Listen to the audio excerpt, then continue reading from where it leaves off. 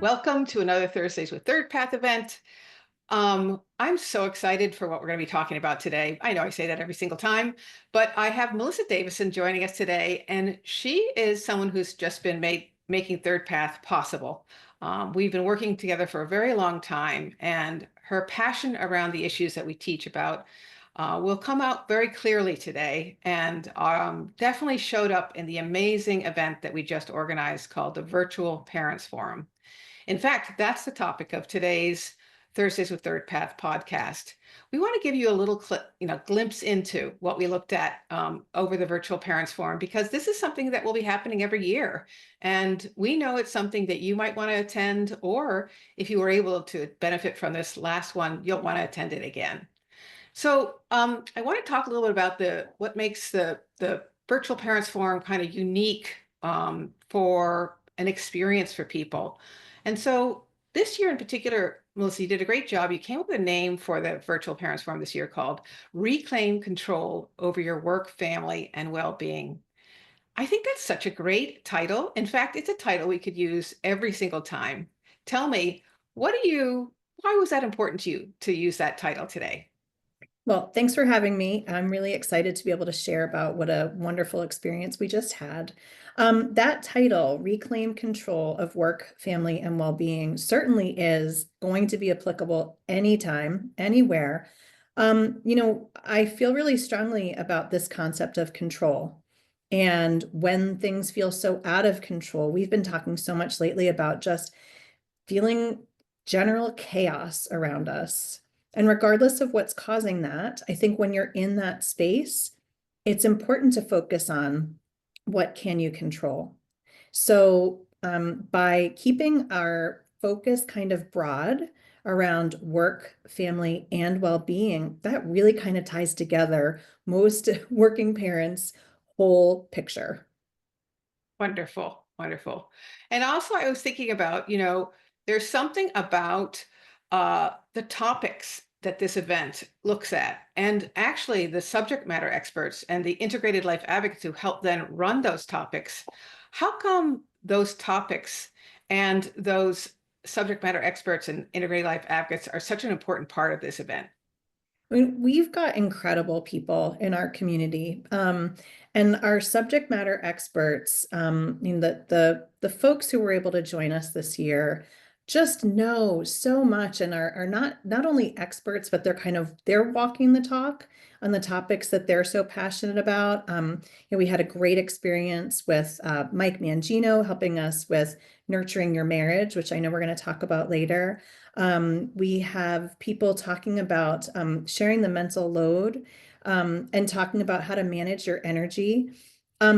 The special thing about our integrated life advocates are these are folks who are about as close into Third Path as you can be without being a staff member. They're people who really deeply understand the Third Path approach and this concept around work and life integration.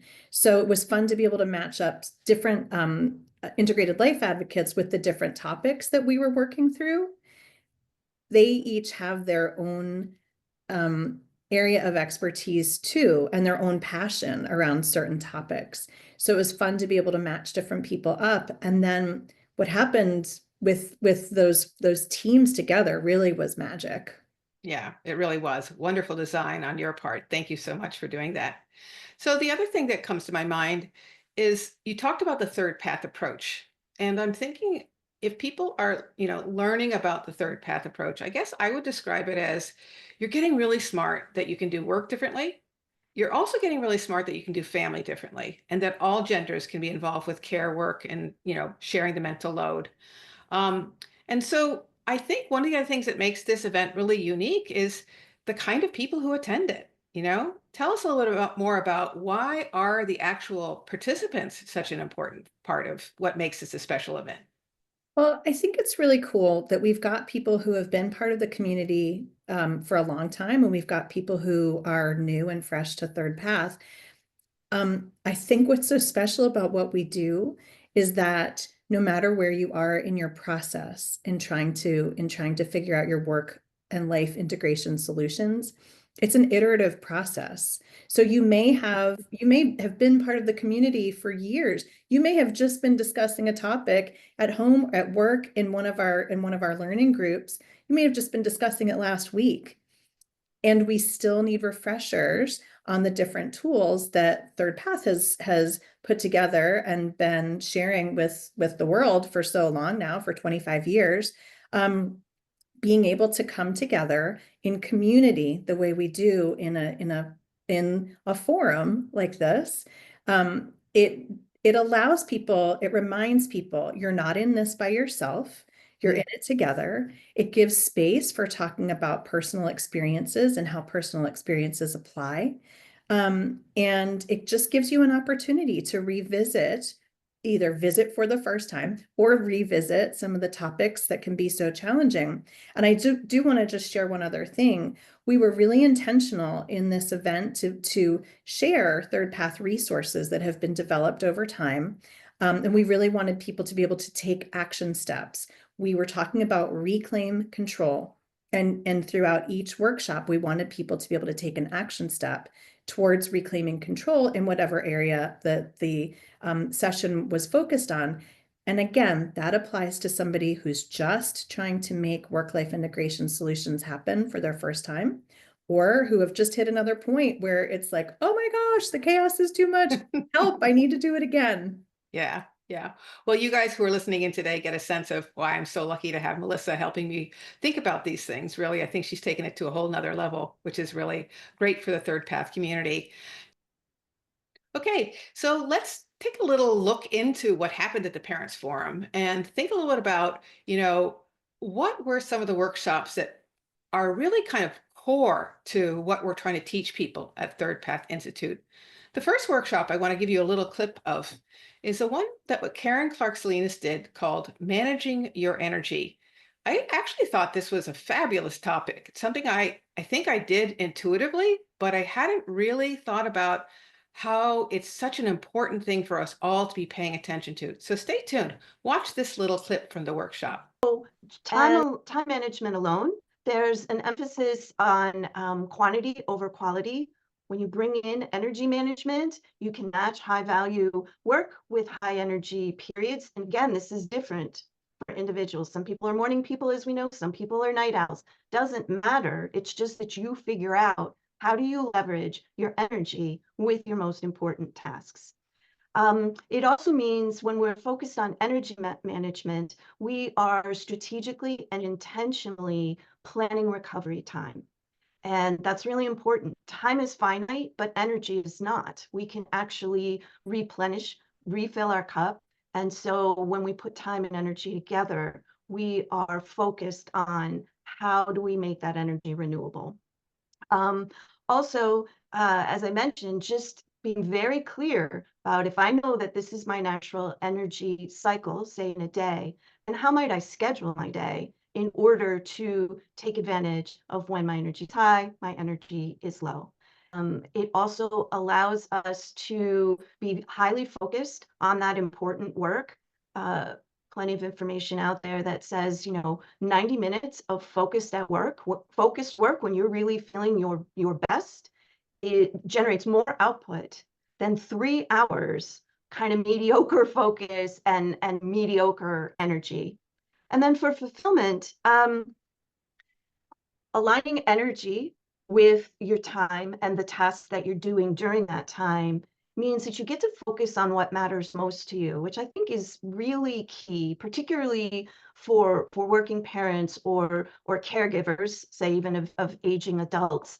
There's so much we can be doing. In fact, I'm reading a book right now called 4,000 Weeks, and one of the main premises is we won't get everything done. We just won't. In our lifetime, our life is finite, time is finite, and so we have to choose and we have to figure out what matters most to us.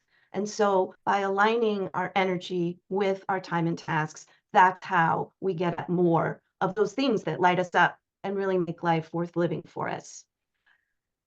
Also, when you focus on energy and not just time management, it relieves some of the guilt, shame, or feelings of failure. I mentioned that I used to think it was me who wasn't a good time manager. It was my fault. I couldn't get everything done. And I would look around at other parents, other coworkers, and assume they were getting everything done and I was the only one. In fact, that wasn't true. Everybody struggles to get it done because there's too much to do. So it makes focusing on energy makes it less of a personal failing. It's not just about up leveling this skill and then I'll be good to go and I'll be as successful or productive as others. So, Melissa, they just saw a really dynamic discussion from Karen about all the different ways that when we're thoughtful about managing not just time, but our energy, it can really have a positive impact on our ability to integrate work and life. Let's go into a couple of those in more detail. So, for example, she talks about paying attention to when our energy is the highest. So for me, I think about, like, for example, mornings. I'm definitely more of a morning person. And I really front load my work week on Mondays with the kind of work that I need for my higher energy periods.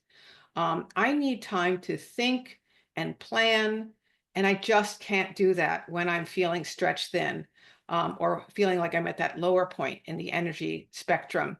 How about you, Melissa? What have you learned around kind of managing your energy over the work week, over the year? What have you learned around that? Well, I have young kids, so I think that throws a wrench into the concept of being intentional about considering when my energy is highest and how that fits into work that I need to do. Um, and there's always the monkey wrench that goes into best laid plans, right? Best laid plans. That happens for all of us, but I feel like as a parent of school age children, it really adds a level of complexity. If you asked me when is my energy highest, I would call myself a daytime person. I'm not a morning person. I'm not a night owl. I think for me, I have to harness the sweet spot of when my kids are at school. That's Yeah. truly when I can focus best. And I have had time to warm up in the morning, and I'm not quite petered out by the end of the day. Yeah, yeah. Well, it's such a great example. And one of the things we've talked about is how different types of activities can be energy zapping.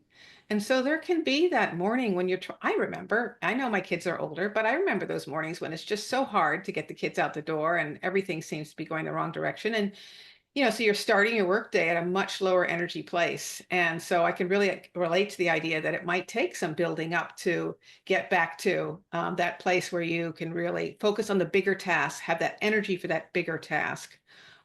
Because that's the other thing I think that comes up with Karen's conversation is that there are some tasks that don't require as much focus or intentional energy to get done. And, have you learned that technique that sometimes there's certain tasks that you can move to a certain part of the day and get those tasks done at that lower energy time? Yes. I mean, I find for myself, I like the warm up time. I'm not a person who can sit down and just say, oh, 10 o'clock. Here comes the work energy. It's helpful for me to have a few activities that I know I can do that kind of help me warm up. So that's definitely a strategy that's helpful for me. I would also say, yes, the small things are important to have to kind of pepper when energy is kind of up and down and up and down. Um, I've also found for myself that just having certain music available to me Hmm. where it's a pause. I'm not good at listening to music all through my workday, but I've really been tapping lately into I have a feel good mix. And that's something that's just a helpful strategy to me to be able to walk away, to listen to a couple of songs where I can really just dig in and it just feels good. That's often a good recharge point for me. Hey, that gets us to another really great point that Karen Clark-Slanes raised in her workshop, which was the idea that we can be intentional of creating recharge time. So it sounds like many people, you've learned music is a great way to recharge. And you know me well, a way that I recharge you know, at least once a day, I will take a walk outside. And there's something about, even if it's cold, if it's sunny, getting stretching my legs, moving my body just really helps me kind of regain focus and energy. So that's another thing that we really had a great conversation about in this workshop is the idea that we can be intentional about recharge time. Does anything else come to mind to you around recharge time?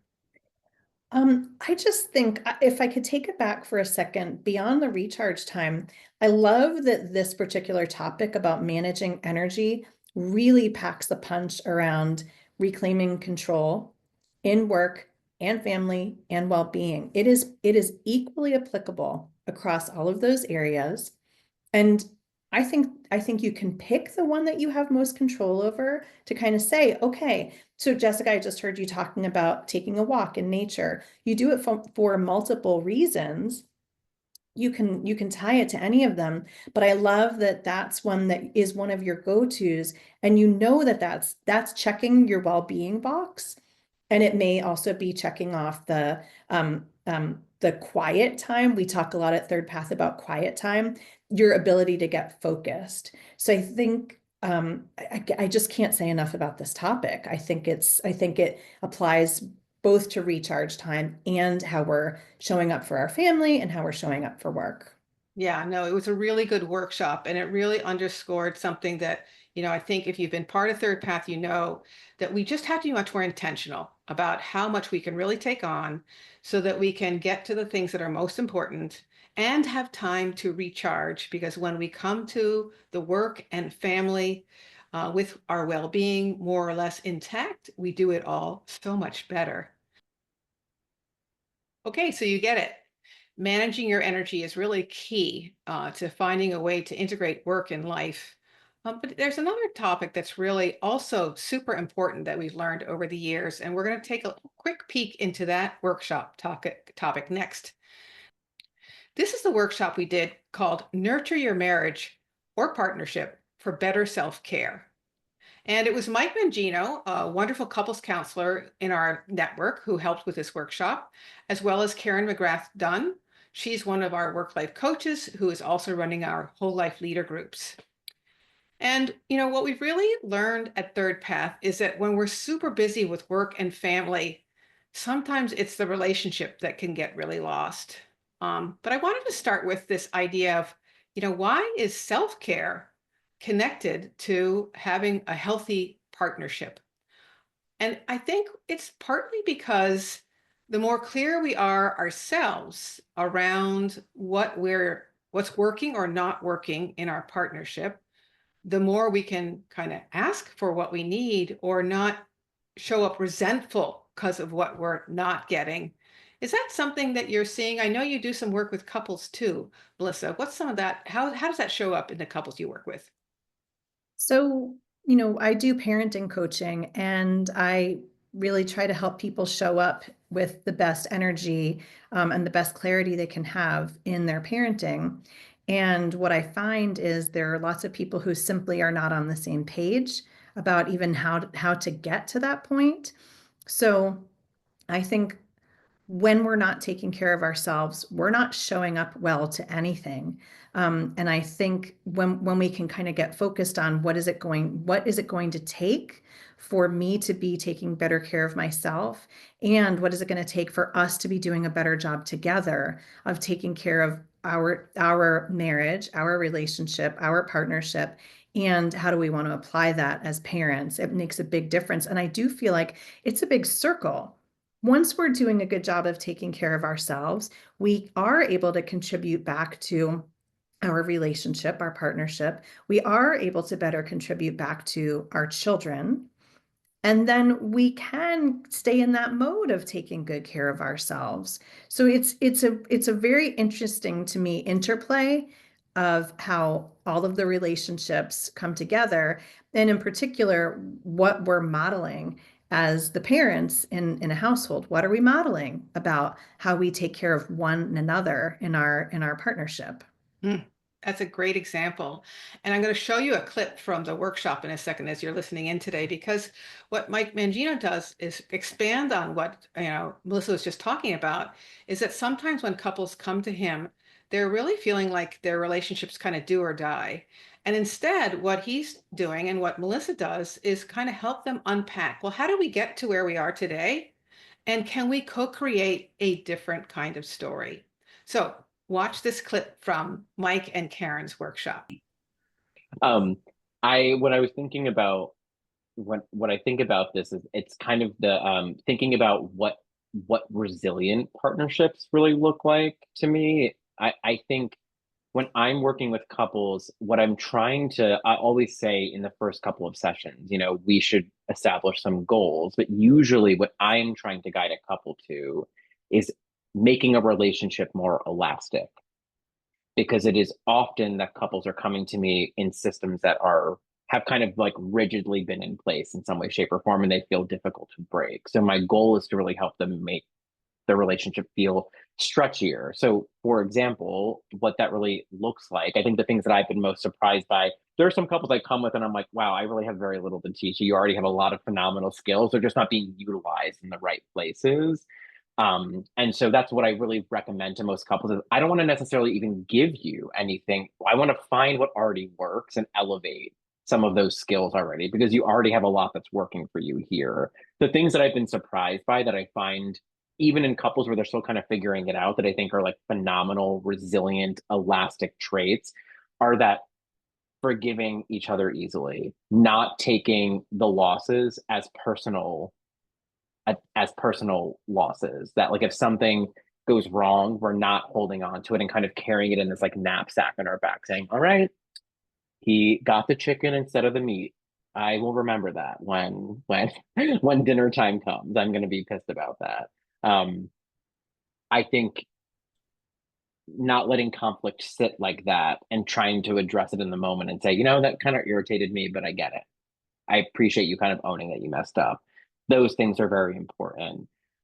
The most important trait I could recommend to any couple that I think is like has been the most fabulous thing to see in the couples I work with, and it's even changed the way that I even orient my couples therapy, is that couples that play together are just so they're almost free of contempt because they can access like humor, levity, lightness in their relationship. And that's not to be confused with sarcasm, because sarcasm can be a bit biting. There can be a little bit of aggression in there. The last but most important one I think that I found in this work, again, that I wasn't even necessarily expecting when I started doing couples work, is the communities that people build within their network are almost always a deal breaker for how successful a couple can be. It does not have to be family.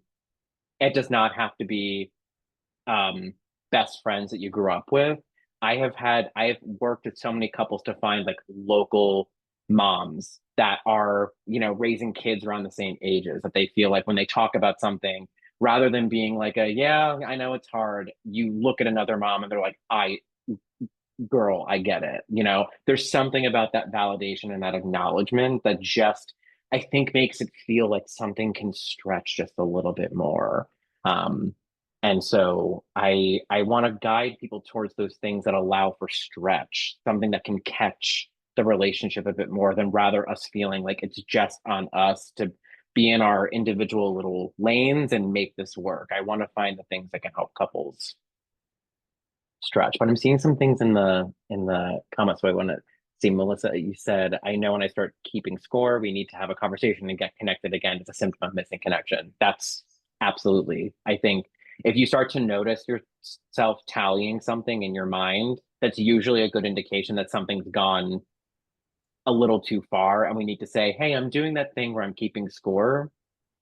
Maybe we should talk about why. I feel like I need to do that right now.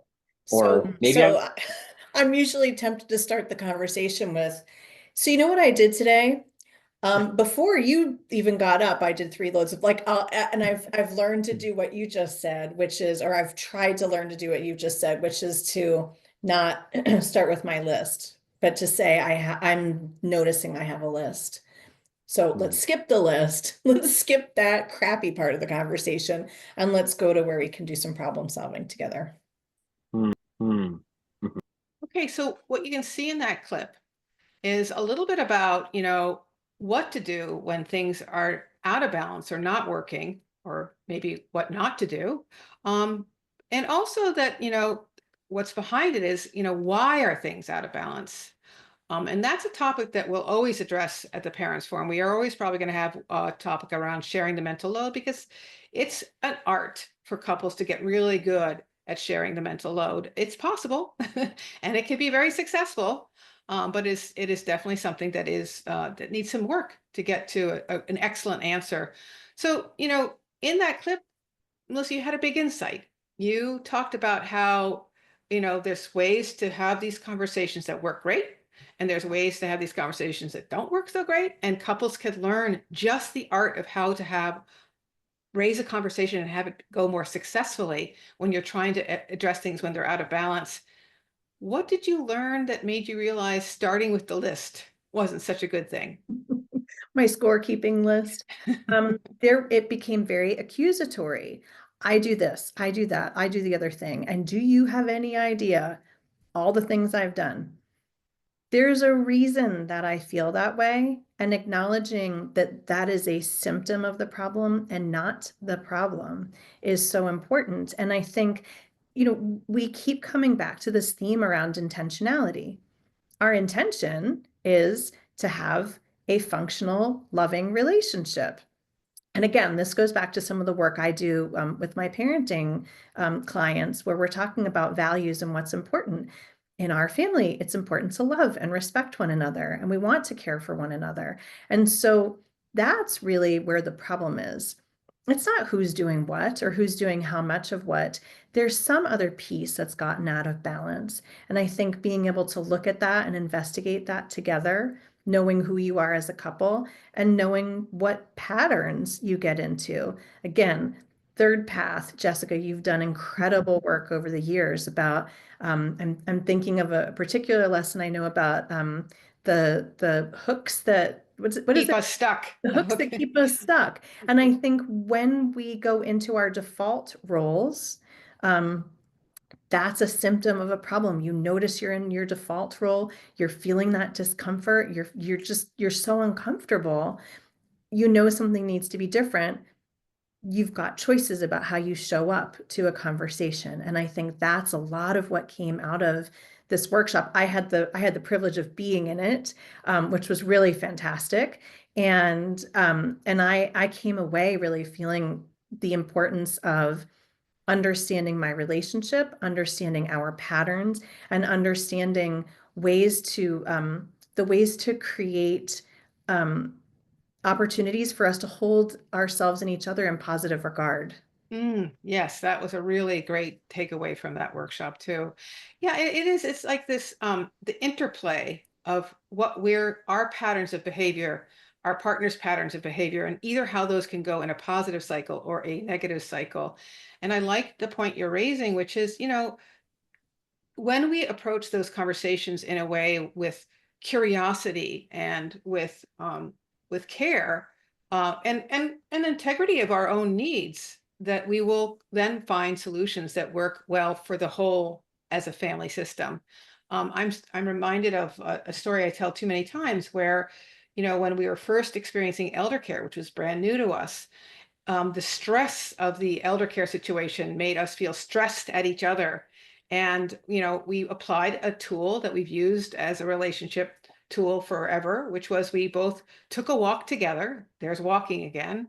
And we took turns literally on 5 minutes at a time to talk about what we thought the problem was and what the answer was, and just listened to the other person. And so it's like you're coming to, hey, things don't feel right. How can we make them feel better? What role can I play? What role can you play? Because we want things to feel right for us as a whole family system. So it's really clear that there's a self part to this marriage part that is so interconnected. And it's great that we had a workshop that looked at those two things together. Any last thoughts come for you around this topic? Yes, I would just add, we can have all the greatest tools in the world. And whether you're getting them from ThirdPath or you're seeing a marriage counselor like Mike, who's just so fantastic, you have to choose to use them. You have to choose to apply them. And I think it's important to have the self-awareness on when you can manage something on your own, say, for example, with a carefully crafted tool.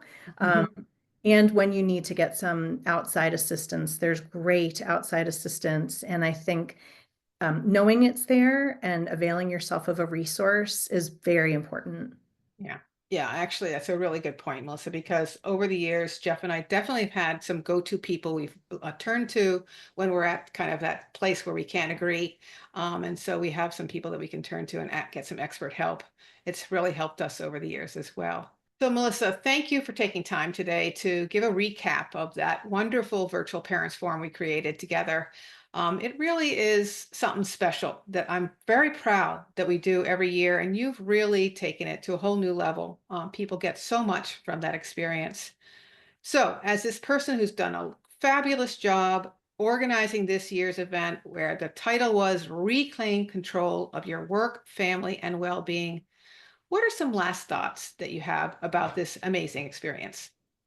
There are two final thoughts I have, and one was a reminder of where we opened, which is it's important to know that you've got control when you feel like things are kind of off kilter.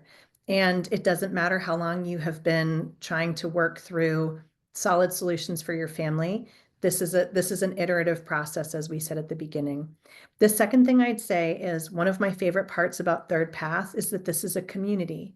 I think it's really important when we come together in a forum activity like this, you're surrounded by people who are like-minded in terms of wanting to have solutions where work and life are integrated, and you're reminded that you are not by any means alone in the particular challenges you're going through. And by trying to work through them together in community, we're just better together when we think together. It feels better to know that you're not alone.